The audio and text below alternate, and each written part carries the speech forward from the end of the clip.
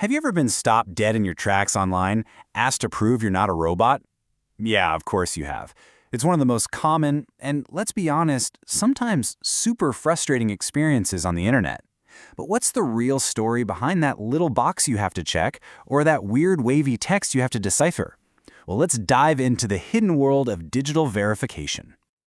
You know this phrase. We've all seen it a million times. It looks so simple, but it's basically a digital gate, a tiny roadblock on the information superhighway. And this single sentence? It's actually the front line of a massive, invisible war that's being fought every single second online. It's kind of a weird question when you think about it, right? Why does a website need you to prove your own humanity? Well, the answer pulls back the curtain on this fundamental struggle for control of the digital world, and that's exactly what we're going to unpack right now. To really get the why behind all of this, you have to see these tests for what they really are. They're gatekeepers. They're standing guard, protecting all the valuable stuff online from a pretty serious, unseen, and automated threat. I know it sounds a little dramatic, but it's absolutely true. On one side, you've got billions of human users like you and me, just trying to buy tickets, read an article, or log into our email. And on the other side, there's a literal army of automated programs. We call them bots, trying to do the exact same things, but for very, very different reasons. So let's talk about that other side for a minute. Who are these invisible invaders that make our digital lives just a little bit more complicated? These are the culprits at the heart of our story, the bots. And the sheer scale of this is frankly mind-boggling. Get this, recent industry reports show that almost half, nearly 47% of all internet traffic isn't even human. Just let that sink in for a second. For pretty much every person browsing the web, there's a bot right there alongside them. It's an absolutely staggering number. But okay, hold on, because not all bots are the bad guys here. You've got your good bots, like the ones Google uses to index websites so you can find stuff in search results. Super helpful. But then you have the bad bots, and these are the ones our digital gatekeepers are built to stop. So what kind of trouble are these bad bots getting into? Well, for starters, they're the ones spamming comment sections and forums. They're scraping your personal data right off of websites. They use stolen passwords to try and break into your accounts. That's a nasty one called credential stuffing.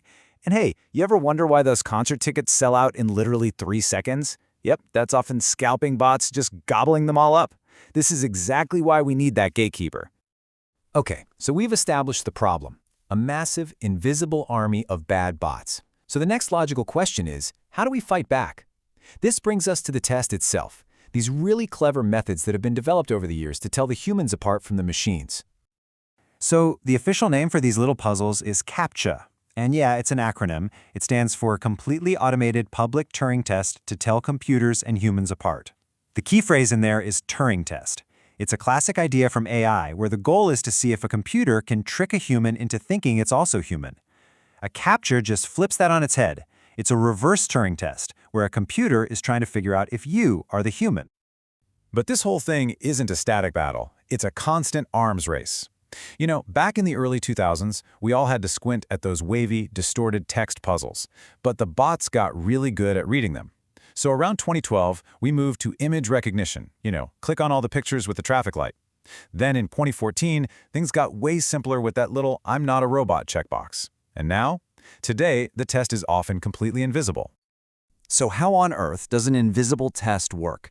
It's actually pretty brilliant. Instead of making you solve a puzzle, the system just watches how you behave. It monitors the path of your mouse as you move it toward a button. Think about it. A human might hesitate or overshoot the click and have to correct.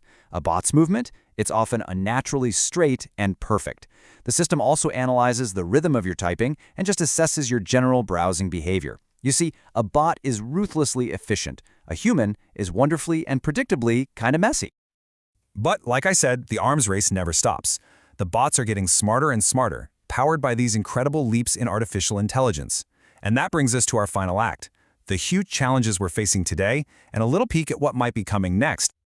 The crucial thing to understand here is that there's always a trade-off. Every single technique has its pros and cons. A really tough image puzzle might offer great security, but it can be super annoying for us and, even worse, a real problem for people with accessibility needs. An invisible test, on the other hand, is seamless for the user, but it means collecting behavioral data, which brings up all sorts of privacy questions. It's a really delicate balancing act. And here is the game-changing twist in the story. Recent studies have shown that modern AI is now actually better at solving CAPTCHAs than we are, faster and more accurately. Why? Because you can train these AI models on millions and millions of CAPTCHA examples. They learn to see patterns in distorted text or blurring images way more efficiently than our brains ever could. The very test that was designed to stop them has basically become a piece of cake for them to solve. So, this all leaves us with a really profound question. For decades, we've kind of relied on this idea that there are simple things humans can do that computers just can't. But that gap is closing, and it's closing fast. If an AI can perfectly mimic our behavior online, if it can pass the human test better than we can, how do we prove who's real anymore? What does it even mean to be human online in a world where the bots can't be told apart from us?